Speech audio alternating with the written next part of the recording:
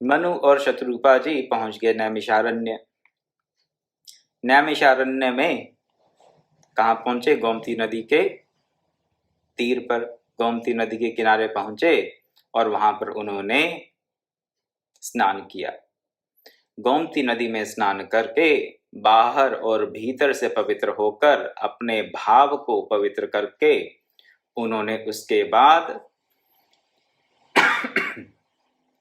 सिद्ध मुनि ज्ञानियों का दर्शन प्राप्त किया। जब तक हम बाहर और भीतर से पवित्र ना हो जाएं, हमारे भाव पवित्र ना हो जाएं, तब तक सिद्ध महापुरुषों के दर्शन हमें प्राप्त नहीं हो सकते। एक सज्जन है, वयोवृद्ध सज्जन है, हमारे परिचित हैं। उनका हमेशा यही प्रश्न रहता है, जिनसे भी मिलते हैं, जब भी कोई चर्चा चलती है तो क्या प्रश्न करते हैं? क्या आपको कभी ऐसा कोई सद्गुरु के दर्शन हुए जिसने आपका जीवन बदल दिया हो? हर किसी से प्रश्न करते रहेंगे। आपको ऐसा कोई सद्गुरु मिला जिससे आपका जीवन परिवर्तित हो गया हो, परिमार्जित हो गया हो, जिससे आपके मुक्ति का द्वार खुल गया हो? और अपने जीवन पर्यंत भी वो यही प्रयास करते रहे, अब भी प्रयासरत हैं जहां तक मैं जानता हूं, किसी ऐसे संत के दर्शन के लिए जिनको कि वो सद्गुरु के रूप में प्राप्त कर सकें, जिनके शिष्यत्व को स्वीकार करके वो साधना में और भी गति प्राप्त कर सकें। साधना तो वो करते ही हैं। यहाँ पर सोचनीय विषय ये है कि एक व्यक्ति कम से कम 40-50 वर्षों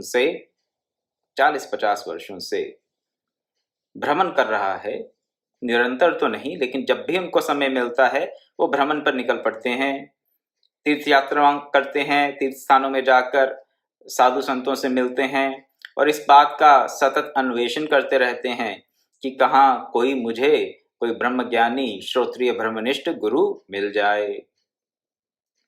लेकिन 40-50 वर्षों के अनुसंधान, अन्वेषण, तीर्थाटन, वार्तालाप, प्रश्नोत्तरों के बाद भी उनका जो मन है किसी संत के, किसी महापुरुषों के चरणों में टिका नहीं। अब ऐसा तो नहीं है कि ये पृथ्वी सिद्ध महापुरुषों से विहीन हो गई है, नहीं, ऐसा बिल्कुल नहीं है। ऐसा किसी भी समय होता नहीं है। जब तक सृष्टि की स्थिति है, जब तक पृथ्वी की स्थिति है, इस पृथ्वी पर, इस धराधाम पर सिद्ध महापुरुष विराजमान रहते ही हैं। तो क्या 40-50 वर्षों का अन्वेषण, दौड़ धूप उनका अथक परिश्रम पर्याप्त नहीं है किसी श्रोत्रिय ब्रह्मनिष्ठ गुरु को प्राप्त करने के लिए?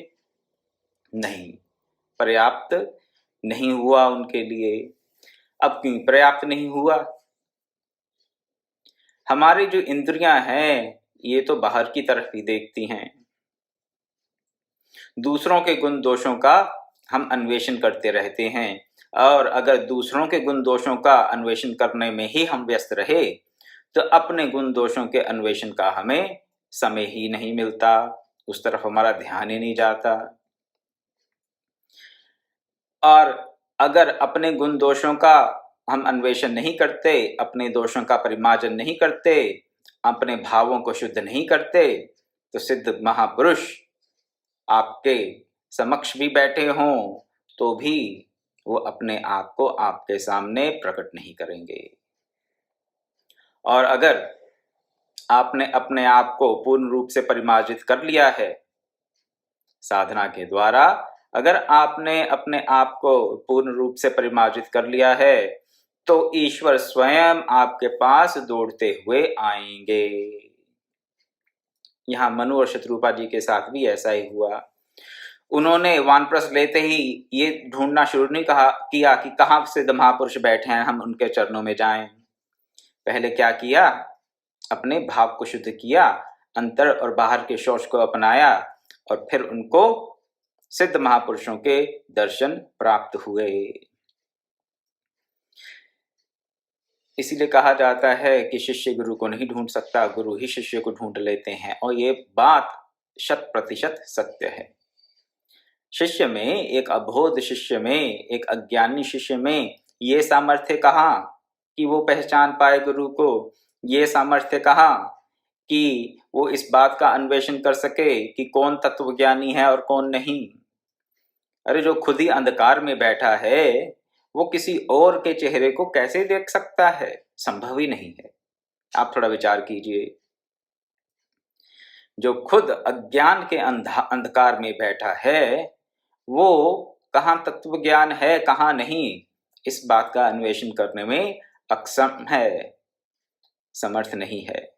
तो इसलिए इस प्रकार के क्रियाकलापों में, इस प्रकार के व्यर्थ के उद्योगों में हम अपना समय नष्ट ना करें और किस पे ध्यान दें? अपने आप के ऊपर ध्यान दें, अपने आप को परिमार्जित करें, अपने आप को ही साधना के पथ पे अग्रसर करने के लिए जो भी साधन हमारे पास, जो भी क्रियाएं हमारे पास उपलब्ध हों, जो क्रियाएं हम कर सकते हों उनको करें।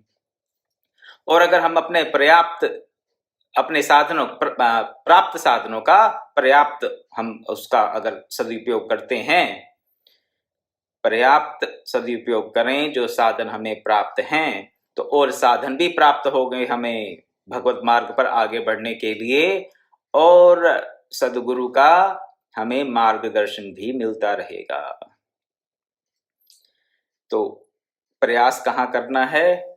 अपने परिमार्जन का, साधन पे ध्यान दें, जितना भी साधन कर सकें करें, उससे आगे का मार्ग प्रभु स्वयं आपको आके दिखाएंगे, इसमें कोई संशय नहीं है।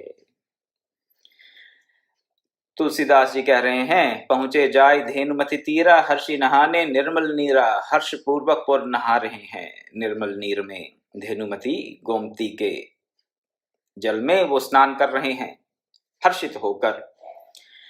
फिर आते हैं कौन? आए मिलन सिद्ध मुनि ज्ञानी, धर्म धुरंधर नृपृषि जानी। धर्म की धुरी को धारण करने वाले राज ऋषि मनु को सिद्ध महाज्ञानी पहचानते हैं, और पहचानने के नाते खुद उनके पास आते हैं, खुद आए उनके पास, क्योंकि राज ऋषि मनु को वो पहचान गए कि ये तो धर्म की धुरी को धारण करने वाले हैं, इसलिए सिद्ध महापुरुष स्वयं उनके पास आए। तो हम अपनी योग्यता का सृजन करें तो सिद्ध महापुरुषों का आशीर्वाद हमें स्वतः ही प्राप्त होगा। यहाँ पर स्पष्ट शब्दों में तुलसीदास जी ने इस बात का संकेत कर दिया है। फिर आगे क्या करते हैं? जहां जहां तीर्थ रहे सुहाए, मुनिन सकल सादर करवाए। कृष शरीर मुनि पट परिधाना, सत समाज नित सुनी पुराना। अगर हम वानप्रस्थ ले लेते हैं, किसी पवित्र तीर्थ में रहने का नियम ले लेते हैं, वृंदावन, अयोध्या जी, चित्रकूट, काशी इत्यादि जहां भी हमारी आस्था हो, जगन्नाथपुरी, कांची, हरिद्वार, उत्तरकाशी, गंगोत्री, यमुनोत्री, जहां भी हमारी आस्था हो, अगर हम किसी ऐसे पवित्र स्थान का आश्रय लेने का, वहां पर रहने का नियम ले लेते हैं, तो वहां किस प्रकार रहना चाहिए, वहां पर वानप्रस्थ को किस प्रकार से हमें अपनाना चाहिए, वहां पे हमारा जीवन यापन कैसे होना चाहिए, इस बात की स्पष्ट शब्दों में तुलसीदास जी विवेचना कर रहे हैं। तो स्नान किया, मुनियों का, सिद्ध मुनियों का संग प्राप्त हुआ, उसके पश्चात क्या करते हैं? जहां जहां तीर्थ हैं वहां पर वो मुनि उनको वो दर्शन कराते हैं। तीर्थ कर लिए, कृष शरीर,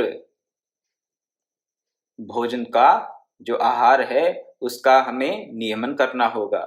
वानप्रस्थ में किसी भी साधक को अपने आहार का नियमन करना होगा। आहार का नियमन नहीं करेंगे, कृष शरीर का यहाँ पे यही अर्थ है कि आहार का नियमन हो। आहार का नियमन ना होगा तो वानप्रस्थ नहीं सधेगा, साधना नहीं होगी। क्यों नहीं होगी? आहार शुद्धो सत्व शुद्धि, सत्व शुद्धो ध्रुवा स्मृति। आहार शुद्धि से ही सत्व शुद्धि मानी गई है सनातन धर्म में। अब प्रसंग चल पड़ा है तो आपको एक बात बता दूं कि सनातन धर्म के जो दो मुख्य स्तंभ हैं वो है आहार और विहार। आहार और विहार। अगर अपने आहार को और अपने विहार को हमने पवित्र बना लिया, परिमार्जित कर लिया, इसका नियमन कर लिया तो सब कुछ प्राप्त हो जाएगा। और अगर किसी भी प्रकार के हमने ग्रंथों का अध्ययन कर लिया, किसी भी प्रकार से साधन को अपना लिया, भांति भांति के साधनों को, लेकिन अगर हमने अपने आहार का और विहार का परिमार्जन नियमन नहीं किया तो कुछ प्राप्त होने वाला नहीं है। सनातन धर्म का सिद्धांत है। आहार क्या है? जो मुख से ले रहे हैं, जो इंद्रियों से ग्रहण कर रहे हैं, जो मन से चिंतन कर रहे हैं, बुद्धि से जिसका विवेचन कर रहे हैं, वो सब आहार ही है। केवल भोजन, जो मुख से भोजन ग्रहण करते हैं, वही आहार नहीं है। अपनी इंद्रियों, मन, बुद्धि इत्यादि से जो भी ग्रहण करते हैं, जिसका भी चिंतन विवेचन करते हैं, वो सब आहार है। तो इन सब प्रकार के आहारों की शुद्धि होनी चाहिए, नियमन होना चाहिए। शुद्ध आहार भी, अगर भोजन भी शुद्ध हो, लेकिन उसकी मात्रा का अगर नियमन ना होगा तो साधना नहीं हो सकती। भगवान श्री कृष्ण ने भी गीता में कह दिया, युक्ताहार विहारस्य। जिसका आहार और विहार युक्त हो उसी का ही योग सत्ता है। युक्ता आहार विहारस्य। युक्त होने से क्या अर्थ है? यहाँ पर युक्त होने से अर्थ है जिसको जिस प्रकार का आहार और विहार करना चाहिए, अपने शरीर के अनुसार, अपनी अवस्था के अनुसार, अपने आश्रम के अनुसार। कौन से आश्रम में है? ब्रह्मचर्य आश्रम में है, गृहस्थ आश्रम में है, वानप्रस्थी हैं, सन्यासी हैं, जिस भी आश्रम में है, जिस भी अवस्था में है, किस शरीर में है, उसके अनुसार आहार होना चाहिए। और जो उसके अनुसार आहार होगा वही युक्त आहार होगा। और जो विहार है वो भी युक्त होना चाहिए, वो भी युक्त होना चाहिए। तो दोनों को अगर हम परिमार्जित करते हैं, इनकी शुद्धता का ख्याल रखते हैं, ग्रामीण भाषा में इसे कह दिया जाता है रोटी बेटी का नाता, रोटी बेटी का रिश्ता। रोटी क्या? आहार। बेटी क्या? विहार। दो सीधी सीधी सी बात। तो जहां पर आप विहार कर सकते हैं, जिस परिवार में, जिस कुल में आप वैवाहिक संबंध स्थापित कर सकते हैं और जहां का भोजन आप ग्रहण कर सकते हैं, वहां पर क्या बताया जाता है? रोटी बेटी का नाता। इन बातों का विचार इसलिए छुआछूत के नाते या घृणा के नाते नहीं किया जाता था। बाद में विकृति आ गई और अब भी विकृतियां हैं हमारे समाज में, उसमें कोई संशय नहीं। लेकिन इसका जो मूलतः रूप है, मूलतः रूप इसका ये था, कहाँ हम खाते हैं, किन लोगों के साथ हम भोजन ग्रहण करते हैं और किन परिवारों में हम वैवाहिक संबंध स्थापित करते हैं, उसका हमारे किस पे असर पड़ेगा? हमारी बुद्धि पर, हमारे मन पर, हमारे जीवन की गति पर, हमारी साधना पर। तो इन बातों का इसलिए ख्याल रखा जाता था, घृणा के दृष्टि से नहीं। बाद में त्रुटियां आईं, दोष आ गए और घृणा ने स्थान ले लिया। शुद्धता का ख्याल न रखते हुए केवल घृणा का और भेदभाव का स्थान आ गया कई स्थानों पर, हर जगह तो नहीं लेकिन कई स्थानों पर। और उसके चलते ही हमारा समाज दुर्गति को प्राप्त हुआ, इस निकृष्ट अवस्था में आ गया जहां हम पहुंच गए। और अब क्या हो रहा है? आहार विहार का क्यों हम ध्यान नहीं रख रहे? क्योंकि जी हम भेदभाव नहीं करना चाहते। इसलिए ये नॉनवेज खाने से क्या होता है, थोड़ा लहसुन प्याज खा लेंगे तो क्या हो जाएगा? अरे लहसुन प्याज कोई नॉनवेज थोड़े ना है, उसको खाने से क्या होगा? वो भी पेड़ पौधों पे उगता है। तो थोड़ा अंडा खा लेते हैं जी, बाकी और कुछ नहीं। अच्छे अच्छे परिवारों में मैंने देखा है, जो कि बड़े कुलीन परिवार हैं, धार्मिक वृत्ति के परिवार हैं, कहते हैं जी अच्छा ठीक है, हम घर पे तो नहीं बनाते लेकिन बच्चे बाहर खा लेते हैं। अब डॉक्टर कहते हैं कि एग में ना बहुत प्रोटीन होता है, तो इसलिए वो हम तो नहीं खाते लेकिन बच्चों को खिला देते हैं। हमारे बच्चों ने भी नहीं खाया लेकिन अब पोते पोती खाते हैं। क्यों? क्योंकि वो बॉडी की ग्रोथ के लिए वो बड़ा जरूरी है जी। ये दुर्गति हो गई है हमारे समाज की, दुर्गति हो गई है हमारे समाज की। जिन वंशों में, जिन कुलों में, जिन परिवारों में सदियों से किसी ने निरामिष भोजन ना किया हो, वहां के उनके पोते पोती, उनके पुत्र पुत्रियां अब डॉक्टरों के कहने पे एग खा रहे हैं। भूल गए संस्कार, अपने तक सिमट के रह गए, आगे उनको देना भूल गए।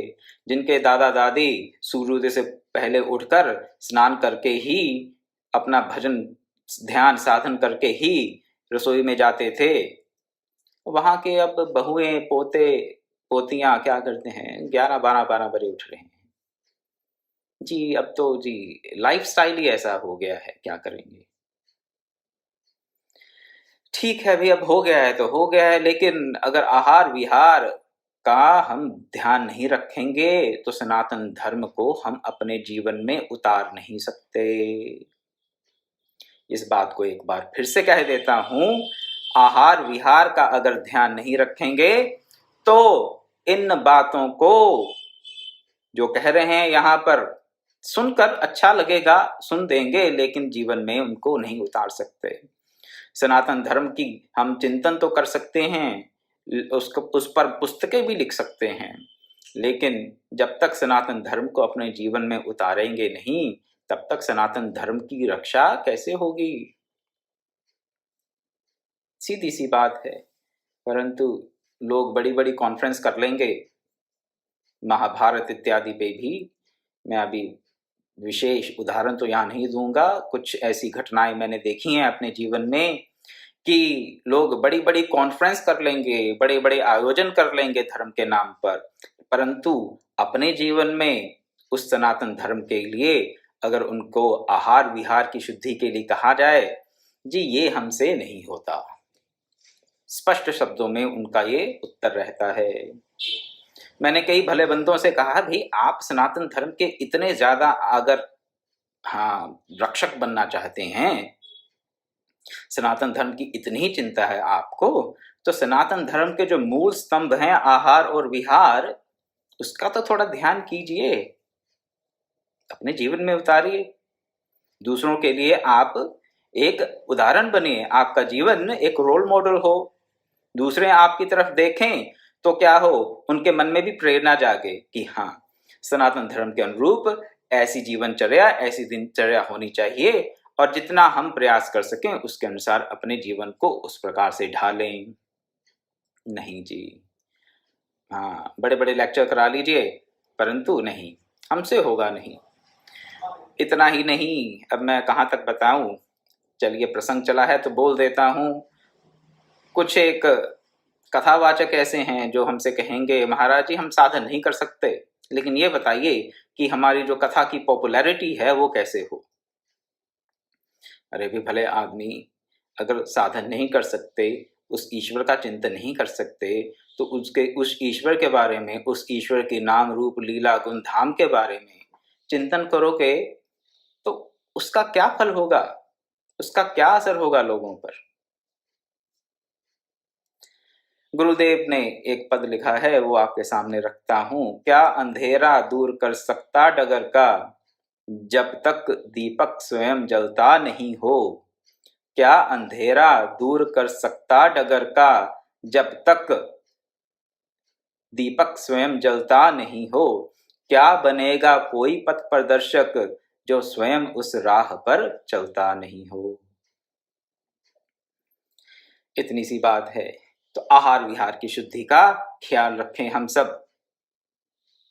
नहीं रखेंगे, वो संस्कार आने वाली पीढ़ियों को नहीं देंगे, तो नाम तो उनके हिंदुओं के होंगे, उनके जो सरनेम हैं, आपके जो फैमिली नेम हैं, वो भी हिंदुओं के होंगे, लेकिन हिंदुओं वाली बात कोई उनमें रह नहीं जाएगी। तो ये जो 12-12 1-1 बजे उठने वाले आपके जो पोते पोती हैं, बच्चे हैं, कहते हैं जी बच्चे बात नहीं सुनते आजकल। अरे भाई, उनसे मैं कहता हूँ आपने अपने माता पिता की बात सुनी नहीं सुनी? नहीं, हम तो सुनते थे। तो फिर आपके बच्चे क्यों नहीं सुनते, या उनके बच्चे आगे क्यों नहीं सुनते? कोई प्रश्न का उत्तर नहीं है, बस लाइफस्टाइल बदल गया। अभी अब अंडे खिलाओगे उनको, उनकी बॉडी को स्ट्रॉन्ग करने के लिए, फिजिकल डेवलपमेंट के लिए अंडे खिलाओगे, तो आपकी बात कहाँ से सुनेंगे?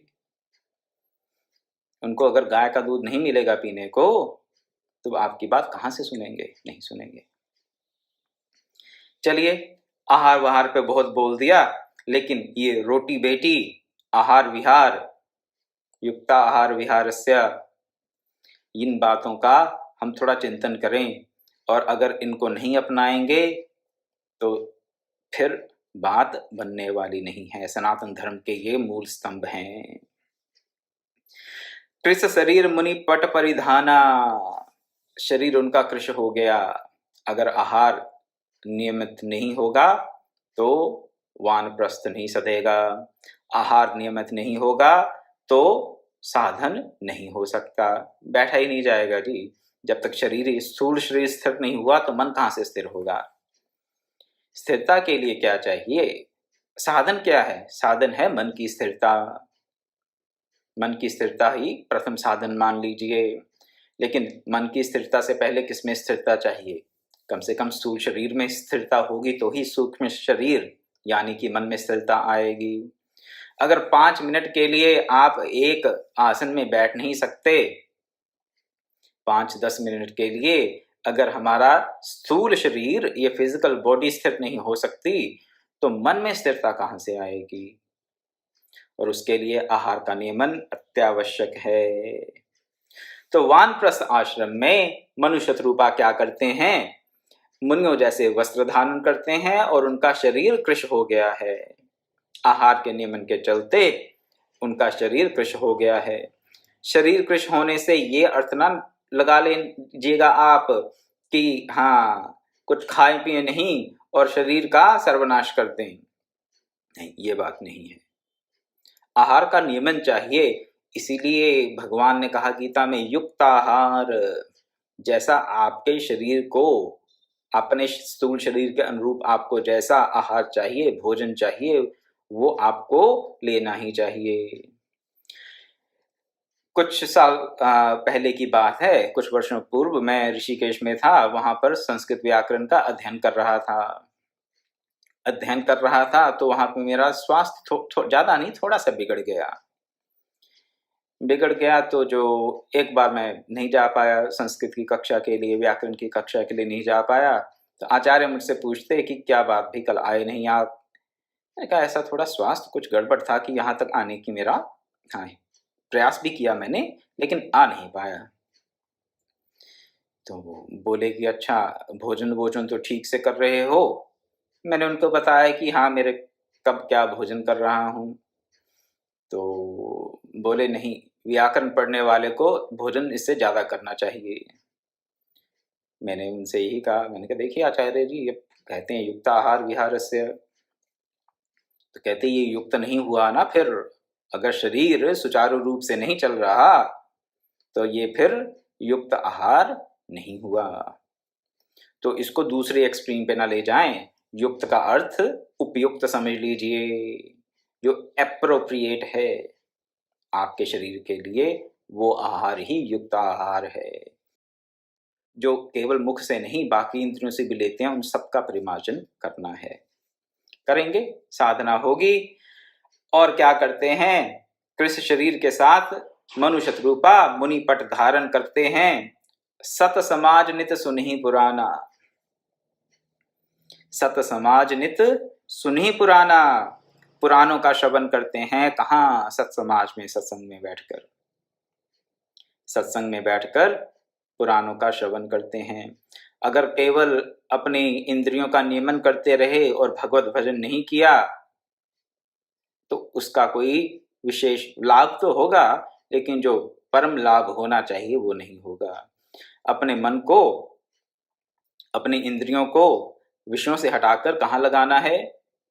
प्रभु चरणों में, और प्रभु चरणों में लगाने के लिए हमें क्या चाहिए? सत्संग चाहिए, कथा का श्रवण चाहिए।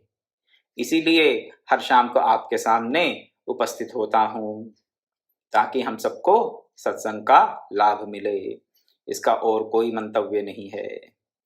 कुछ लोग मेरे से कह रहे थे कि आप रोज रोज लाइव जाते हैं तो ना लोग वैल्यू नहीं करते हैं, कभी कभी किया कीजिए, कुछ स्पेशल प्रोग्राम किया कीजिए।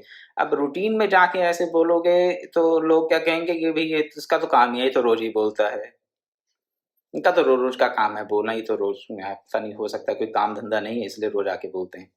तो मेरे शुभ चिंतक हैं वो, ऐसी बात नहीं है। वो सोचते हैं कि मुझे पॉपुलैरिटी की आवश्यकता है, तो इसलिए क्या करना चाहिए कि नहीं, आप कभी कभी बोला कीजिए, थोड़े समय के लिए बोला कीजिए, इत्यादि इत्यादि। ऐसी कई बार हमें परामर्श मिल जाते हैं।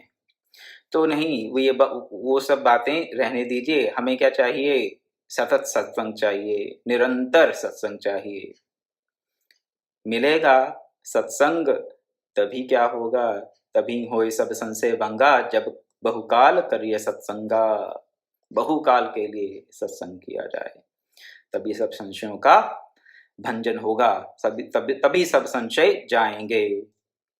तो अगर वैराग्य तो आ गया, परंतु क्या नहीं हुआ? अगर ब्रह्म का चिंतन नहीं हुआ, तत्व चिंतन नहीं हुआ, तो वो वैराग्य किसी काम का नहीं है। बादि वैराग्य बिन ब्रह्म विचारू, कहा भरत जी से कहलवाया तुलसीदास जी ने कि जो वैराग्य है ब्रह्म विचार के बिना व्यर्थ है। वैराग्य हो जाए हमें, और वैराग्य का अभिमान लेके बैठे रहें, लेकिन भगवत चिंतन ना करें, ब्रह्म का विचार ना करें, तो वो वैराग्य, वो त्याग केवल और केवल अहम की पुष्टि का ही कारण बनेगा, और कुछ नहीं प्राप्त होगा उससे। इसलिए श्री कृष्ण कर लिया, मुनियों जैसे वस्त्र धारण कर लिए, तत्पश्चात क्या किया? सत समाज में जाकर पुराणों की कथाओं का, भगवत कथाओं का श्रवण करते हैं मनु और शत्रुपा। एक एक शब्द में, एक एक चौपाई में गोस्वामी तुलसीदास जी ने इतना ज्ञान भर दिया है कि उसी पर 10-10, 15-15 मिनट लग जाते हैं। मन तो करता है और भी आपको बातें बताएं, लेकिन चलिए आगे देखते हैं कि आगे मनु और शत्रुपा जी क्या करते हैं। फिर 12 अक्षर मंत्र पुनी जपहि सहित अनुराग, वासुदेव पद पंकरहु दंपति मन अति लाग। घर छोड़ा, क्रम देखिए पूरा वानप्रस्थ का। घर छोड़ा, क्यों छोड़ा? बच्चों ने घर से धक्के मार के निकाल दिया? नहीं, बच्चे तो कह रहे थे, पुत्र तो कह रहा था नहीं आप घर पे रह के साधना कीजिए, भजन कीजिए। कहते नहीं, हमें घर पे नहीं रहना। अपने उत्थान के लिए, आत्म उत्थान के लिए उन्होंने गृह का त्याग किया।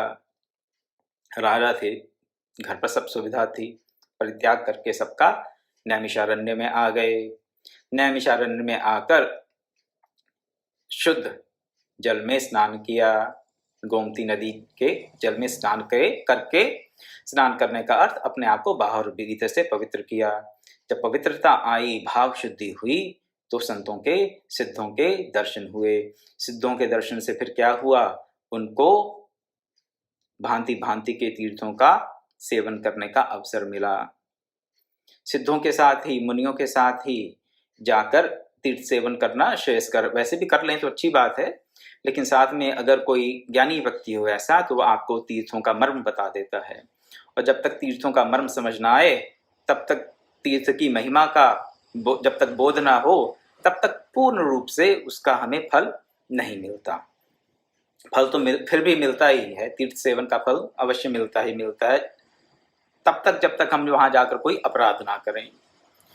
तीर्थ सेवन किया, उसके बाद अपने आहार विहार का नियमन किया, मुनियों जैसे वस्त्र धारण किए, सत्संग किया, भगवान के रूप, नाम, लीला, गुण, धाम इत्यादि का उन्होंने श्रवण किया कथाओं के माध्यम से। उसके बाद क्या किया? उसके साथ साथ क्या किया? मंत्र जप किया। कैसे किया मंत्र जप? सहित अनुराग। 12 अक्षर मंत्र पुनी जप ही सहित अनुराग, अनुराग के साथ। तो मंत्र जप करें तो भगवान के लिए प्रेम होना चाहिए। बिना प्रेम के मंत्र जप फल मिलता है ऐसी बात नहीं, नहीं मिलता, लेकिन फिर क्या कहूँगा, समय लग जाता है। अगर भगवान का नाम लें, मंत्र जप करें तो प्रेम सहित करें। हर्ष भी हो मन में, उत्साह हो और प्रेम भी हो। प्रेम और उत्साह के साथ 12 मंत्र का वो जप करने लगे। और जप करते करते क्या हुआ, उनका वासुदेव के चरण कमलों में दंपति मन अति लाग, उनके मन का अनुरक्त हो गया। कहाँ मन, कहाँ अनुरक्त हुआ? भगवत चरणों में, अति अनुराग। तो लग गया, बहुत दृढ़ रूप से उन्होंने अपने मन को भगवान के चरणों में लगा दिया। बहुत सुंदर भाव बन गया भाई। अब आगे बताते हैं कि और भांति भांति के तप किए, क्या किया, कभी ये त्याग दिया, कभी वो त्याग दिया, कभी केवल जल का सेवन किया, कभी जल का भी सेवन नहीं किया। तो चलिए, इतने कठोर तप करने की आवश्यकता नहीं है हम सबको, लेकिन ये अगर क्रम समझ लें कि क्या क्रम है तो उससे हमें अत्यंत लाभ होगा। वानप्रस्थियों को तो होगा ही होगा, और बाकी जितने साधक हैं उनको भी लाभ होगा। अगर घर में रहकर विषयों का त्याग कर सकते हैं तो बहुत ही सुंदर बात है। घर में रहकर विषयों का त्याग कर दिया तो फिर घर छोड़ने की आवश्यकता नहीं है। लेकिन अगर ये लगता है कि घर रहते रहते हमारा विषयों से मन नहीं हटता, तो अवश्य ही वानप्रस्थ लेना श्रेयस्कर है, फिर वानप्रस्थ ले लेना चाहिए। तो ये 2 प्रकार के मार्ग हैं, और वानप्रस्थ लें तो कैसे लें, इसका पूरा विवेचन आपके सामने रखा गया तुलसीदास जी के द्वारा। मनु और शत्रुपा को माध्यम बनाकर, उनके चरित्र को माध्यम बनाकर साधना की जो पूरी रूपरेखा है आपके सामने प्रस्तुत की गई। अब इससे हम कितना लाभ लेते हैं ये तो हम पर निर्भर करता है। चलिए, अगर 1-2 बातें भी इससे हम अपने जीवन में धारण कर लें, आहार विहार की शुद्धि को ही ध्येय बना लें, और अपने परिवार में भी ऐसे संस्कार दें कि हमारा जो सोना उठना, बोलना चालना, किसी भी प्रकार का आहार ग्रहण करना, किसी भी इंद्रियों से, केवल भोजन ही नहीं बाकी इंद्रियों से भी, इन सब का अगर परिमार्जन हो जाए तो फिर सुंदर समाज का निर्माण भी होगा और अपना कल्याण भी होगा। और जब तक ये आहार विहार शुद्ध नहीं हुआ तो बात बनने वाली नहीं है, फिर वेदों का तात्पर्य समझ नहीं आएगा। वेदों के शब्दों को तो हम पकड़ लेंगे, हो सकता है गीता पाठ कर लें, गीता कंठस्थ भी कर लें, परंतु गीता का तात्पर्य तब तक समझ नहीं आएगा जब तक हमारा आहार और विहार शुद्ध नहीं होगा। तो अगर इस पूरे प्रकरण से हम यही बात सीखें तो वो ही बहुत श्रेयस्कर है। बाकी हाँ, मंत्र जप करें तो किससे करें? उत्साह के साथ करें, अनुराग के साथ करें। मंत्र जप के साथ साथ क्या करें? कथा का श्रवण करें। केवल मंत्र जप करें और कथा का श्रवण न करें, और केवल कथा का श्रवण करें और किसी प्रकार का साधन न करें तो भी बात नहीं बनती, पूर्ण रूप से नहीं बनती। अगर गति साधना में जल्दी हो ऐसा भाव है तो साधन तो करें, साथ साथ अपना मंत्र जप करें और कथा श्रवण भी करें। तो ये इन कथा श्रवण से मंत्र जप को और मंत्र जप से कथा श्रवण को बल मिलेगा। दोनों को साथ साथ चलाएं और अपना जो जीवन है वो सादा रखें। गुरुदेव किसी भी साधक को ये बातें कहा करते थे कि साधना आरंभ करनी है, कम खाना, कम बोलना, कम सोना और सादे रहना। 4 दिशा निर्देश देते थे। क्या क्या? कम खाना, कम सोना, कम बोलना और सादे रहना। सादे वस्त्र धारण करो, किसी प्रकार के अपने शरीर को ज़्यादा इसका श्रृंगार इत्यादि करने की आवश्यकता नहीं है। तो कम खाइए, कम बोलिए, कम सोइए और सादे रहिए। युक्ता आहार विहारस्य की ही बात है यहाँ भी, और कुछ नहीं। इन्हीं शब्दों के साथ, इन्हीं भावों के साथ आप सबके मंगल की कामना करता हुआ, भगवान के चरणों में ये प्रार्थना करता हुआ कि आप सबकी साधना में तीव्र गति हो, आपकी उत्कट अभिलाषा हो कि साधन में आपका ज़्यादा से ज़्यादा समय व्यतीत हो और तीव्र गति हो, जल्दी से जल्दी आपकी प्रोग्रेस हो। इस भावना के साथ गुरु चरणों में, भगवत चरणों में ये प्रार्थना करता हुआ मैं आज की कथा को यहीं विराम देता हूँ। कल मिलेंगे तो फिर देखेंगे कि उन्होंने अपनी साधना के, उन्होंने यानी कि मनु और शत्रुपा जी ने अपनी साधना को किस प्रकार आगे बढ़ाकर क्या प्राप्त करने की उनकी चेष्टा थी, क्या प्राप्त करना चाहते थे, साधना से उनको क्या प्राप्ति चाहिए थी, उनके मन में क्या भाव चल रहे थे साधना के चलते हुए, साधना को करते हुए, उसका हम श्रवण कल करेंगे। ओम पूर्णमदः पूर्णमिदं पूर्णात् पूर्णमुदच्यते पूर्णस्य पूर्णमादाय पूर्णमेवावशिष्यते। ओम शांति शांति शांति। हरि ओम तत्सत्।